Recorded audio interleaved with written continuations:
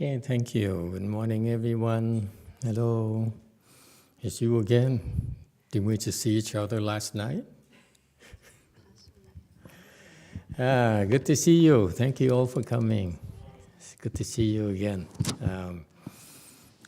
Okay, today we barely started talking about discussing the Song Enlightenment, which is a classic in Chinese Chan. It's written by great master YongHua, who is one of the eminent disciples of the sixth patriarch. Master YongHua met with the sixth patriarch and was certified to be enlightened. And he stayed there for one night, and he came back and started teaching. And the way he taught, we're not sure. We don't have a lot of records for what he did. But what's left behind in the Chinese Chan literature, this thing called Song Enlightenment. And it's very, very famous, very classic. It is typical of the depth of the Chinese wisdom, if you will. So it is actually a great pleasure for us. It's a real treat for us to be able to revisit and look into the depth of the Chinese wisdom. All right, so we only started. And as usual, feel free to ask any questions or about anything. All right, so he started by saying, he started by a question, have you not seen? Okay, unfortunately, the translation to English doesn't do justice to his intention, to his style of teaching.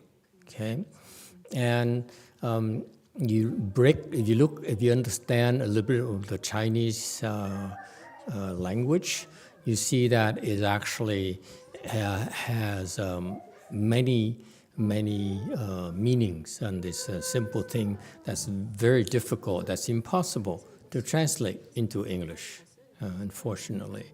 Okay, so let me try to explain it to you. Have you not seen here? He starts by saying Chun. Chun is a word that refers to the kings, to nobilities. Okay? So what does it mean? It means that Chun here refers to a different class of people. It denotes a superior class of people who are our leaders, who set example for standards of behavior. So Chun here refers to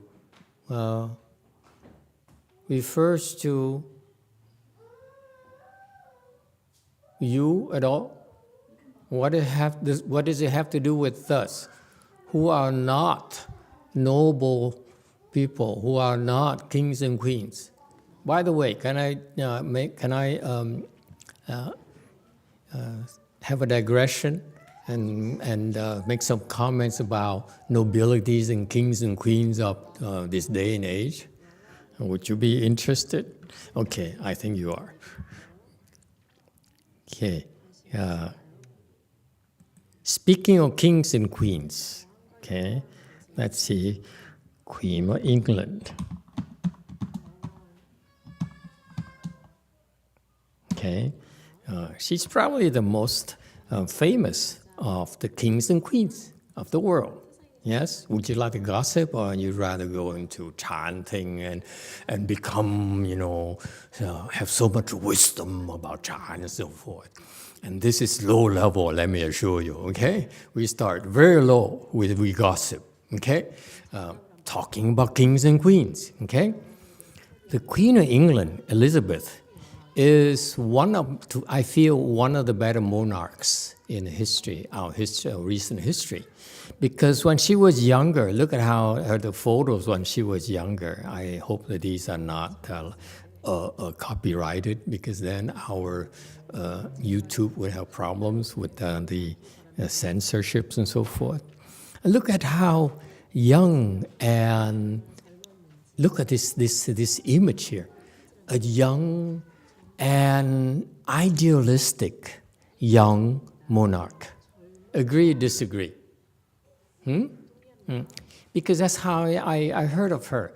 I heard of her as becoming a monarch at a very young age, and she said, I'm here to serve my country, my people. Yes? Okay. And she devoted her entire life serving her people. Now, at the end of her life right now, okay, can you see the difference between a younger Elizabeth versus a very old Elizabeth? What's the difference? Okay, she changed quite a bit. Yeah? The hair is, of course, very good. The hair is all white now. It's silver hair, yes. And the face is more pale, it's more makeup. Back then here, it's just foundation and lipsticks. I know you don't understand what I'm talking about yet, but it's okay. In time you will. Okay, so it's basically here, back here is foundations. Okay, but here it's a lot of makeup. You know, this thing here is wrinkle-reducing makeup, if you will, wrinkle-hiding makeup. Okay, but what else if you notice? That's a difference.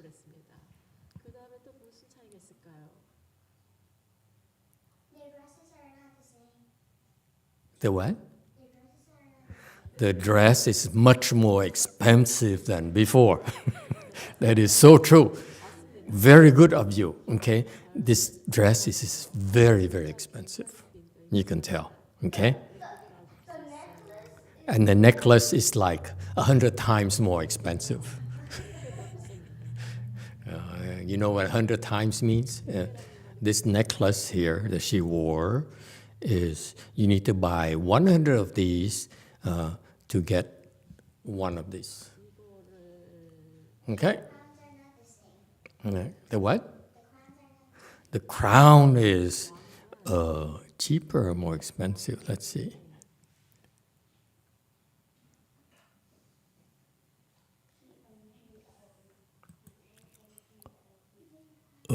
It seems more expensive. You're right. Now it's diamond encrusted instead of just cheap gold.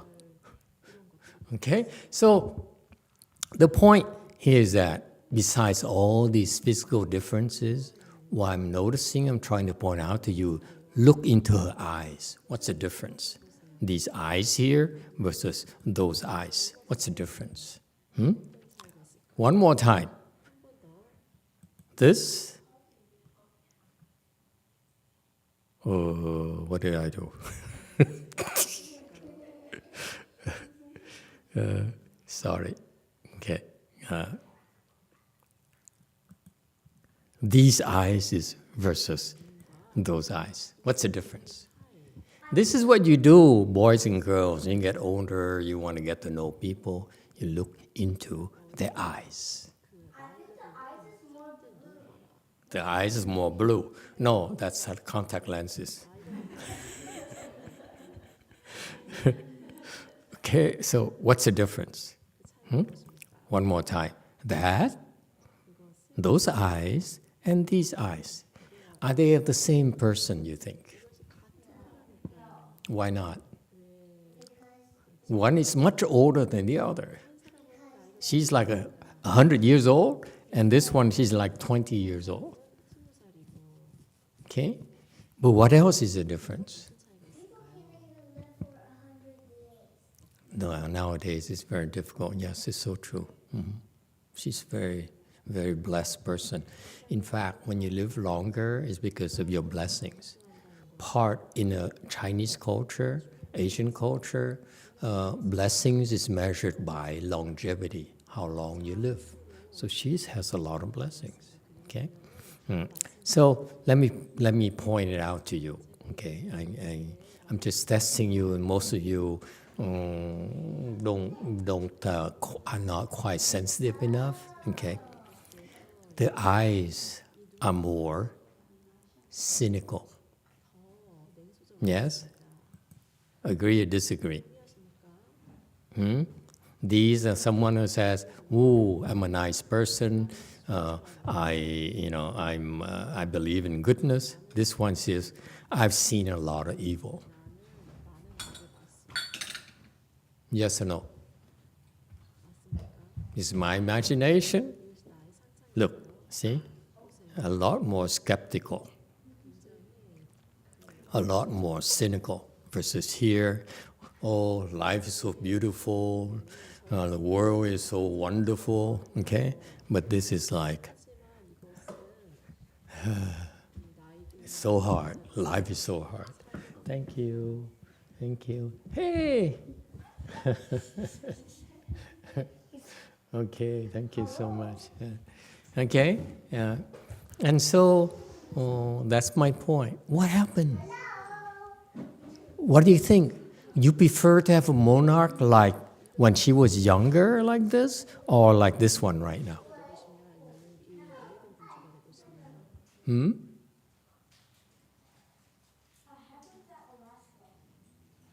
This is a person, when she was younger, says, "I want to do good as a monarch." Agree? That's what's so remarkable about her at the age of 20 and with a very little guidance. That I want to be a good queen, a good monarch for my people. And now, what is she saying? Basically, she's saying, I've seen a lot of evil in my life and I've worked so hard. Now I'm trying to hang on to what I have and pass on to my children.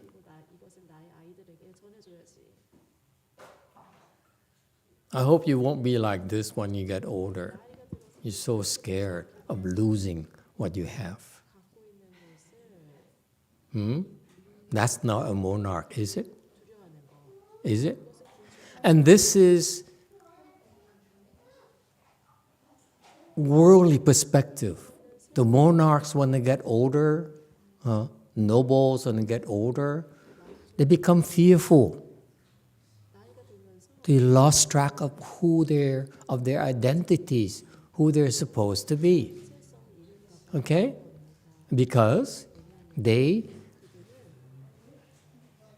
haven't been trained to be monarchs, haven't been trained to be nobilities. What does it have to do? What does it have to do with us? And well, can I go a little further and offend more of these British people?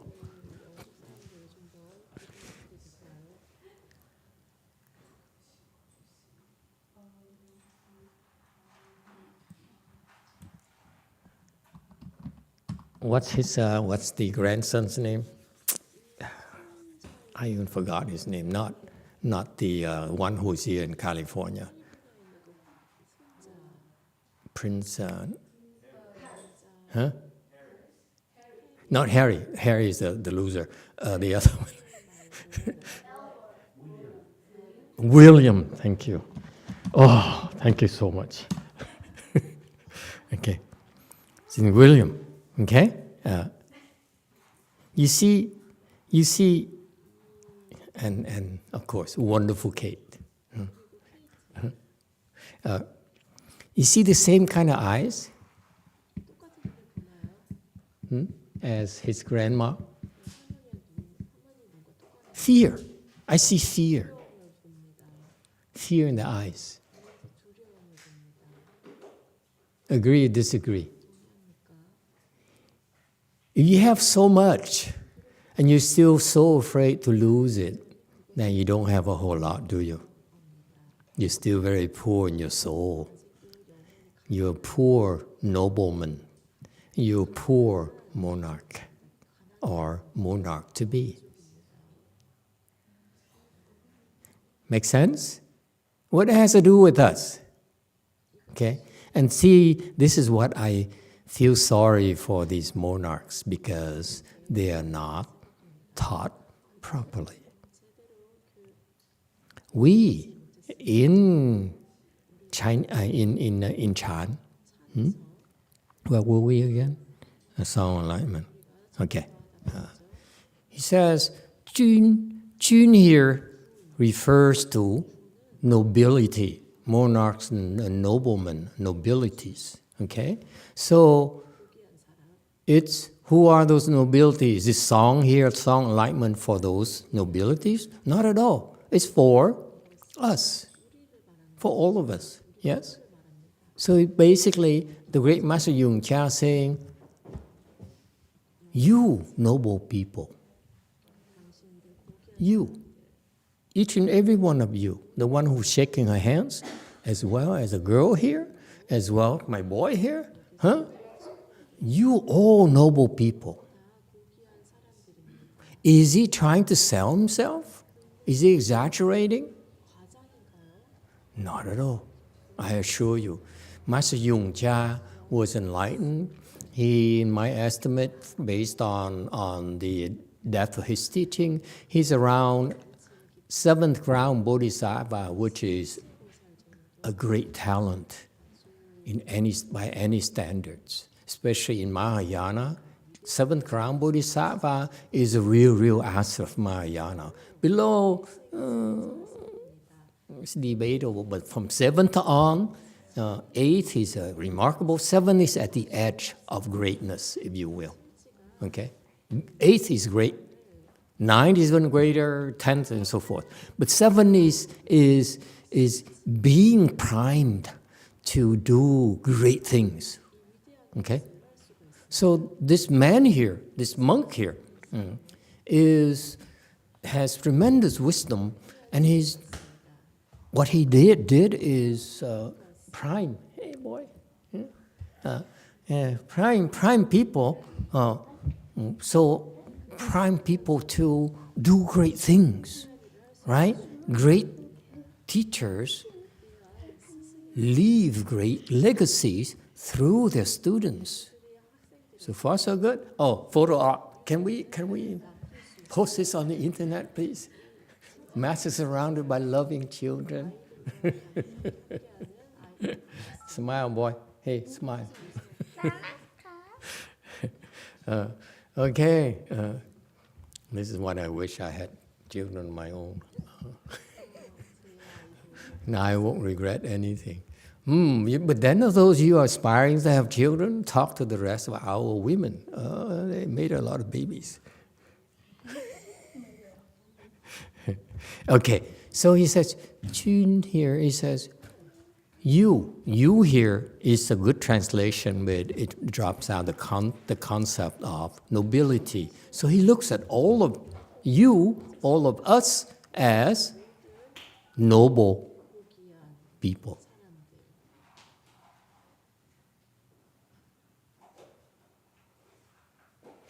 Why?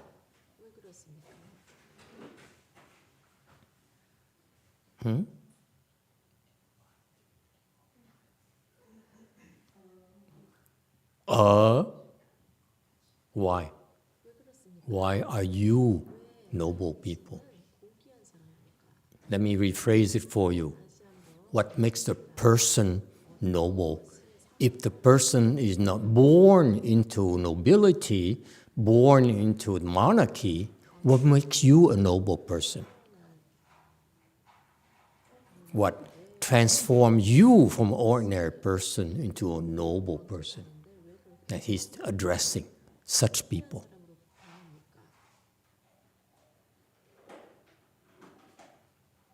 And the clue is, all of you are noble from his perspective. When he looked at us, he says, you are nobility. And therefore, have you seen? See that? Very subtle. Have you seen? But have you, noble people, seen?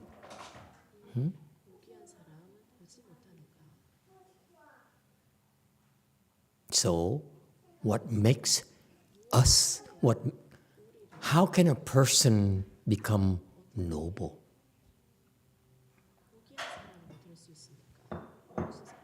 Does it interest you? You may not be interested, but what about your children? Would you like your children to become noble, unlike you?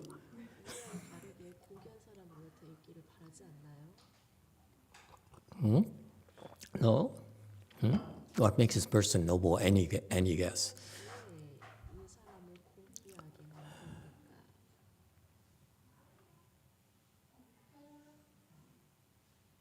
Yes. Yellow.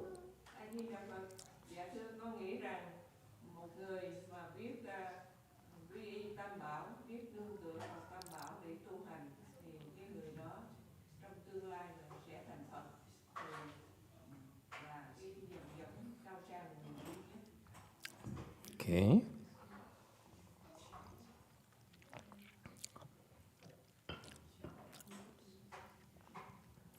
No translation? Oh.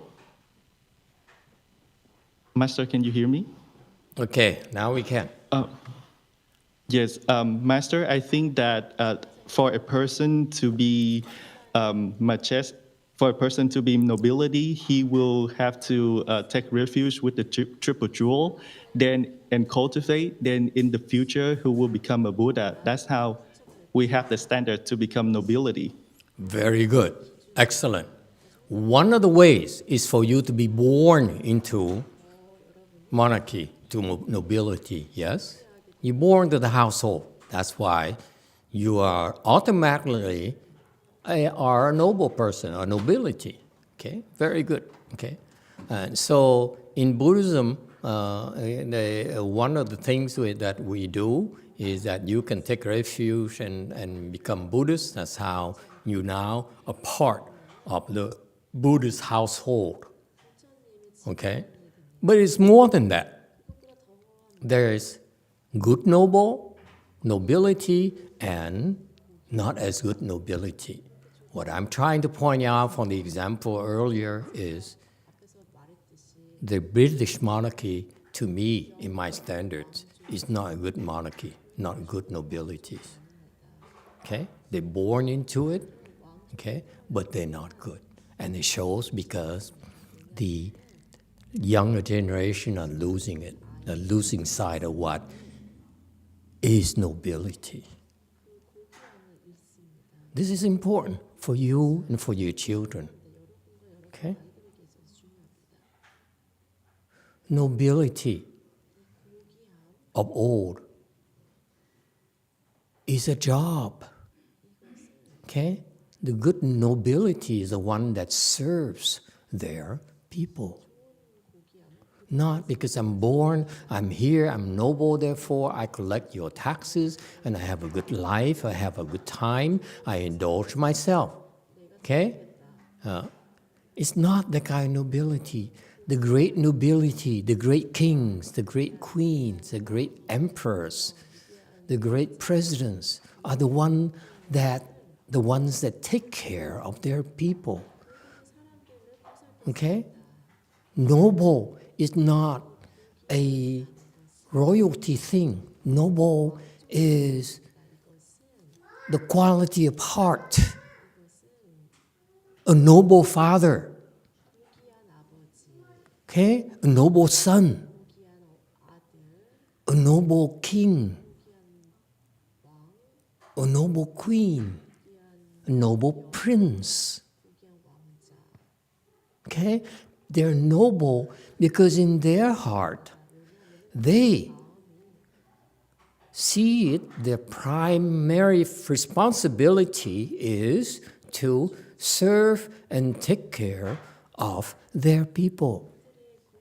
A noble father takes care of his children and his wife. That's why he has a noble heart.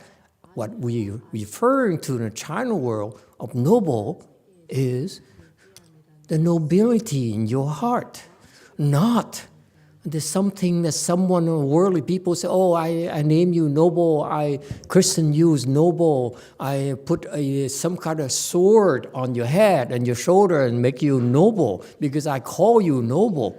No, nobility for us, real nobility in the world, in the universe, okay, is nobility of the heart.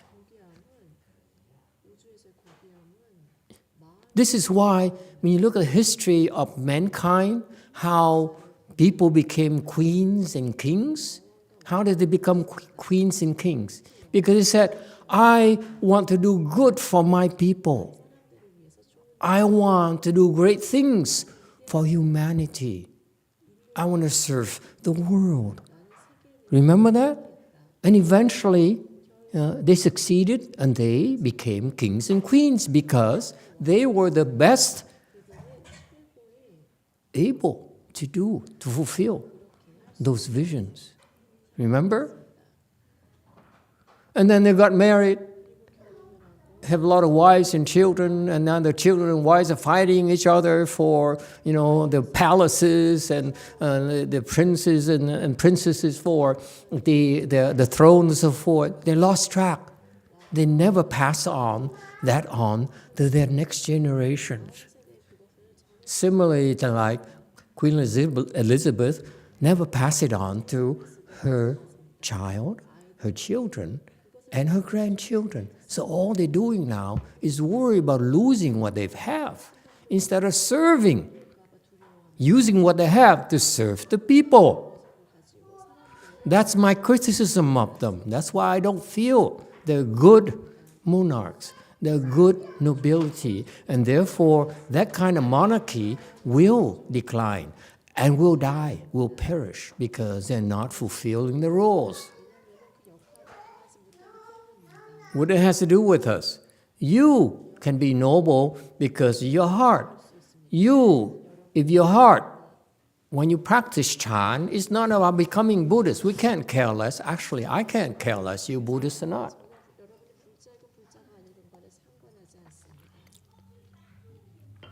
When we teach Chan, it's in order to help make your heart become more noble. That's what this is about. The Chan teachers of old, the great Chinese Chan patriarchs, Master YongHua brought to our country, this Chan technology to our country. His purpose, I haven't talked to him yet, but my belief is his purpose is to turn our hearts, our minds into being more generous.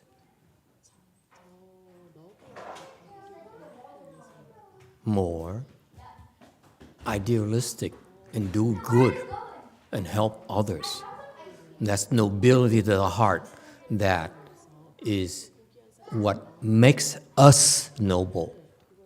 Not a title, not money, not a name.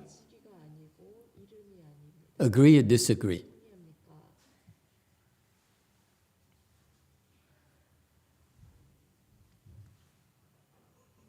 Okay, so tune here, this tune here refers to a person with noble intent, who practices Chan with noble intent.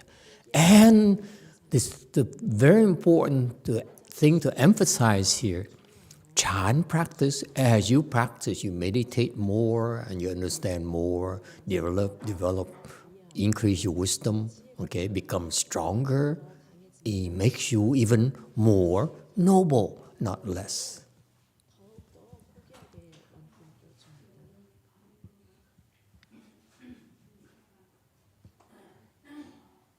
Okay, so the first characteristic of being noble, noble of the heart, is that you have aspiration, you have lofty aspirations, you have great desires to do good. Is that clear? And number two, not just great aspiration or desire to do good, but also to do more good and more good. You're not happy with the status quo. You want more. 더더합니다. 지금의 상태에 만족하지 않습니다. Okay? You want to be better at it. You continually are finding ways to be better, noble. And that's if you do that, you never become fearful of losing what you have.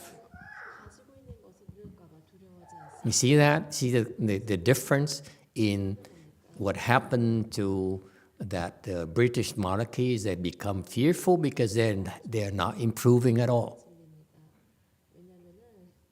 If you practice Chan, your heart becomes more and more noble, then become fearless. 두려움이 사라집니다.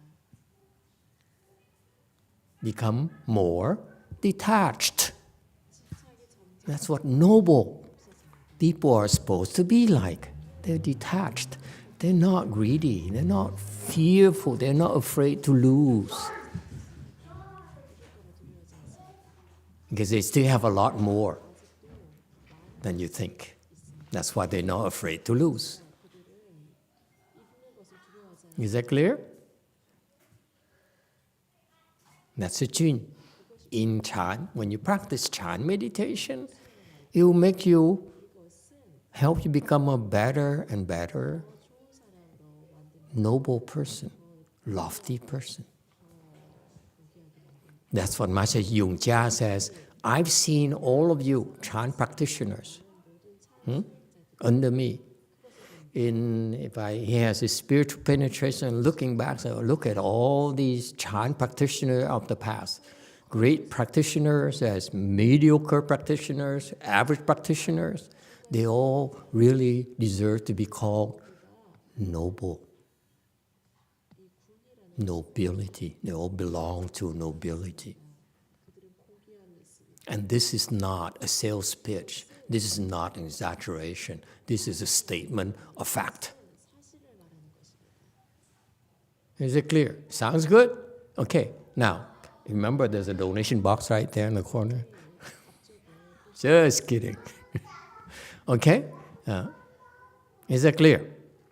So, Chin, that's why he says, looking at you. Have you noble-hearted person? Okay? That's what the Chin Chinese means. Have you noble-hearted people? Seen. Okay? Seen here refers to, are you aware? Do you perceive? Do you understand? Okay? Did you know? Okay? So here, seen refers to your perceptions, whether you heard of it, have you know of it, have you seen it, have you smelled it, have you tasted it? Okay? Chan is multidimensional. Chan is not sitting there and meditate and become and vegetate. Chan is about shaking your hands and dancing. Chan is about enjoying the food together. Chan is about talking to your son and say, hey, is your heart becoming more noble like mine? That's Chan. Okay? Chan is about all the senses. Okay? Are you aware of all those aspects? And then there's a not seen here. Okay, it's very subtle. It's so interesting how these great sages express themselves. Not here. Why didn't he say, have you seen? But he chose to say, have you not seen? Why is that? And by the way, from a Chinese language perspective, is it better to say 君不见 or is it 君没见? Is there a difference? Chinese people, help me out. 부지연 is better? And what's the difference? More formal? Made is too It just colloquial? sounds very wrong if you Made do. wrong. Okay, excuse me. Oh, Jesus, I feel so, inferior. Okay. So why did he choose have a bu ji in here? It has a bu not here. Why did you choose to have a not? Is there a subtlety in language or not? Yes, go ahead. This is kind of a way to say, why haven't you? Right? You should have done better. You should have already been able to see it. Something like that. Exactly. See that? It's very subtle. He says, you supposed to have seen it. Okay? That's the implication. You're supposed to have seen it. But why didn't you see it? Why did you fail to see it? There's a reproach here. If you push a little bit further, for most of you, you should be looking down, okay, not at me, and say, why have I not seen it? Okay? It's a reproach. Better pay attention now. I'm going to tell you what you have not seen when you are supposed to see. Have seen. Does it make sense? It is. He creates tension immediately. He says, you cannot relax. What I'm about to tell you is of utmost importance for you, noble-hearted people.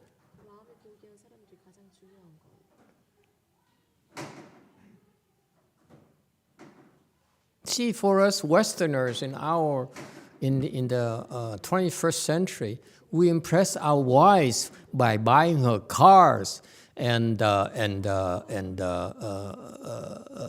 washing machines and so forth. Okay.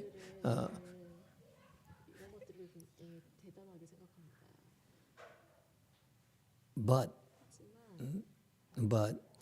we forget that the most impressive thing is that beauty in your heart. Okay? YouTube, go ahead. From Cordelia, my son has issues of sharing. How can I help him develop his heart to open up to be more generous if he can't do Chan yet? How old is your son?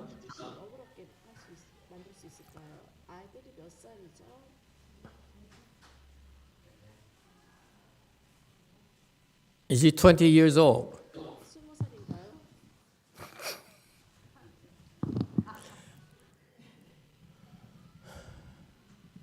Is he 10 years old?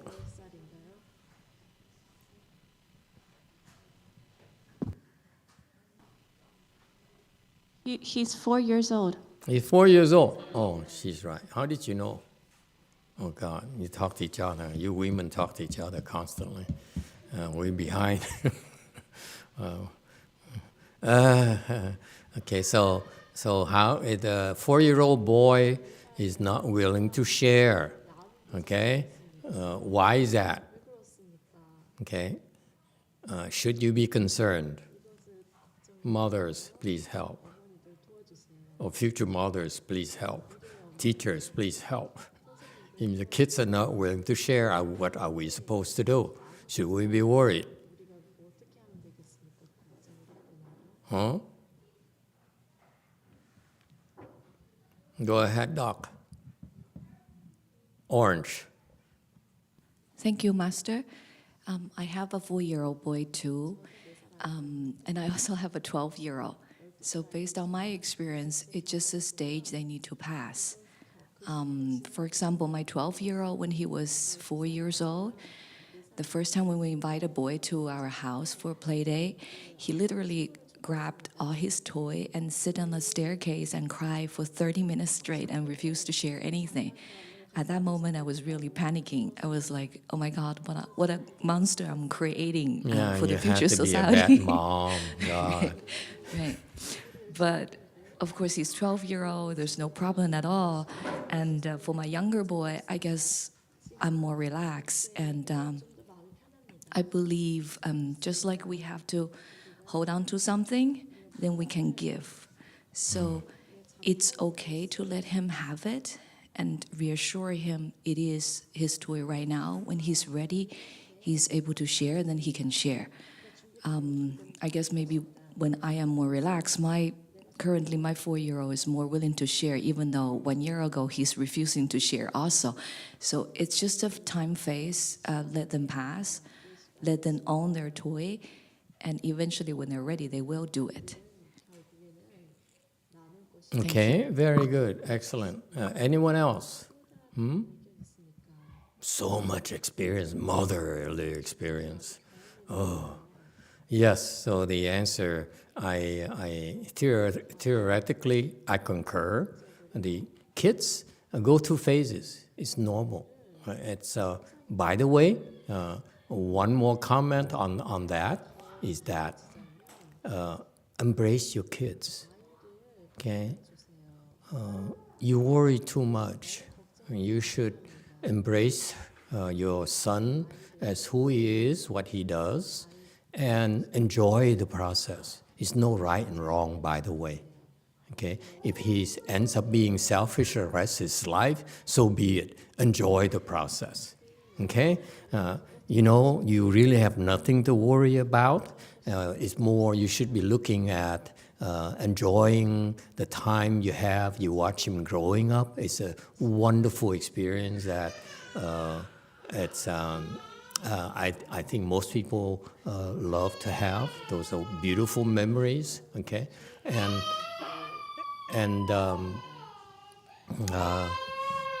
so don't worry so much. Don't try so hard. I want you to remember. Watching your kid grow is very, very enjoyable. Okay, it's nothing like it. So don't worry so much, and that's a mistake you make when you worry so much. Let your kids be themselves. Don't worry. Okay, if he has issues, he has struggles, it's a natural thing. Just let him be. Okay. Okay, let them be themselves. Just enjoy it. And part of the fun of life, okay, is to go with the wind and enjoy it. Enjoy little things, like your husband driving you to the temple, even though when he's Catholic. Enjoy it. Don't say, I wish you are Buddhist like me. Why didn't you take refuge? No, just enjoy it. Or your husband shows up maybe once in a blue moon. Enjoy. Don't say, it's about time you come to the temple with me. Come on. Little joys in life. That's what really what makes these memories wonderful when you get older. Serious. When you get to be my age, you look back and say, what did I do with my life? All I do is work, and worry. Enjoy the little things. Okay? Yeah. And so, Cordelia, don't try so hard. If your kid is who he is, so embrace him, okay? And just be with him. And and finally, the one thing I will assure you is going to happen naturally, okay, is that I guarantee you down the road, not only because it happened to most other kids, but it will happen to yours as well. It's not 100%, of course, but I feel it's very 100% likely or 120% likely that your kid will outgrow this. Why is that? Why do you think?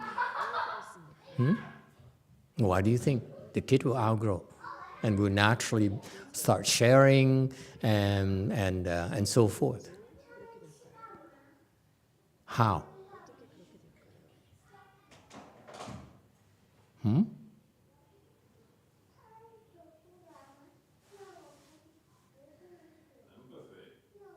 Sorry? Empathy. They start, when I was a kid, I realized how mean I was by not sharing, when other people didn't share with me. So I realized that maybe I should share with others, so people will share with me.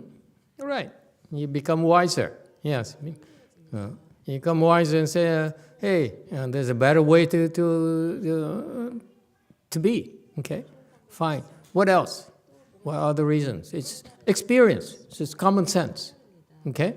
And not only it's common sense, but because you meet more of the people that you like, and they share with you, and you feel compelled to reciprocate. That's a natural evolution.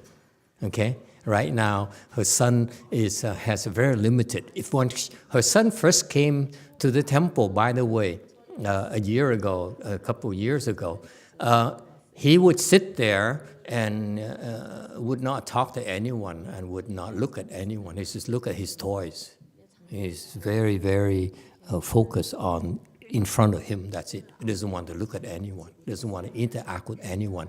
Now he's running around, he's smiling, he comes near some people, stays away from a lot of people and so forth. But you see the natural evolution. So you see a huge improvement already.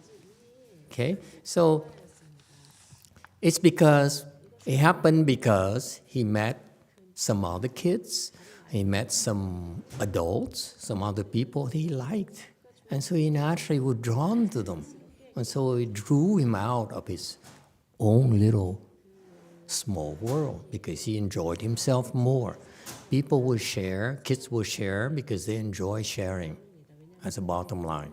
Okay? Right now, he's not sharing because he feels it's more fun for him not to share. But in the future, naturally, as you live in society, you live with a lot of people, naturally you share because it's mutually beneficial.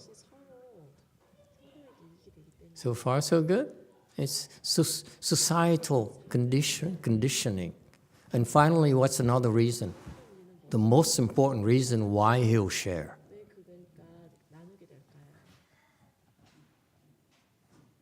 I want you, mothers and aunts and grandmothers and so forth, such people, to know why. Because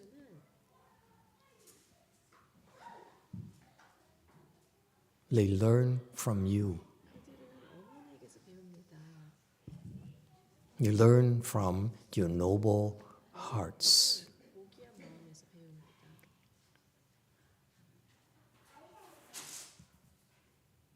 Noble-hearted people share what they have, share their advantages. They're not afraid to lose their advantages, to lose what they have. They share the good stuff, the goodness. Okay? You don't have to worry about it. Just become more noble-hearted. Your kids will pick it up from you. Don't wait until they pick it up from their teachers, from their aunts, from other people. Make sure they pick it up from you every day.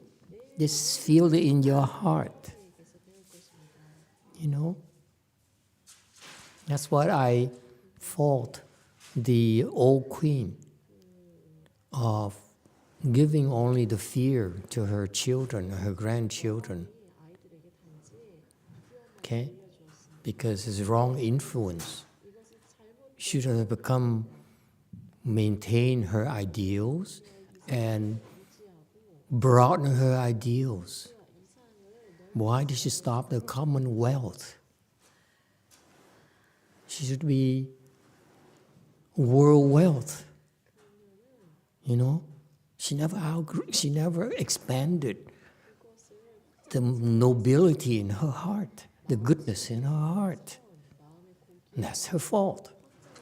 And that's why the children are like that.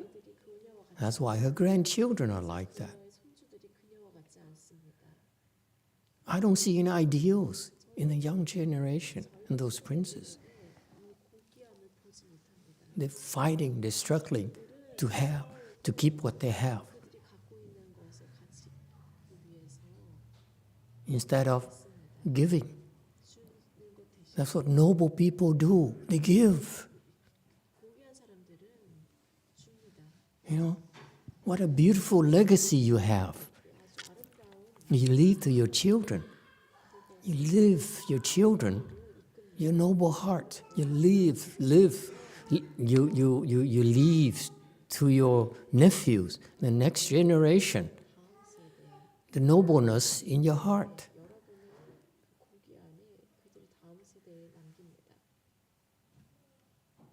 To me, that's what Chan is about. To me, that's what life is about. No one remembers. You give them money. They go, out and buy some ice cream and buy a house, buy a car, and they forget about it. Okay, and they want more. But what they remember is those fond memories, how they feel about you when they're with you. And that's, the cars will be gone, the material things will be gone, but the caring, the goodness in your heart will be remembered for a long, long time, for many, many lifetimes. That's what makes you a noble person. Don't be so preoccupied with yourself. Worry about your wife. Worry about your children. Worry about your, whatever you can give while you still can. That's what noble people do. And your children will pick it up from you. From you. No one else. They'll have a chance to compare your heart with the others, with their teachers, their friends' parents, and so forth. Make sure you set the example. Okay?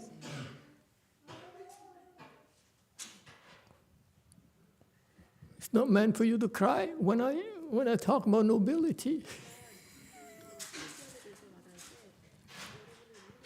But some people take it to heart. Give her some Kleenex. Come on. Be civilized and noble-hearted.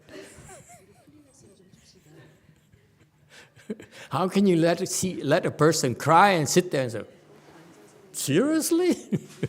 Where's your nobility? You see some people cry, go over and help her out. And say, it's going to be okay. It's not the end of the world. Your legs will recover. Okay, any questions or comments?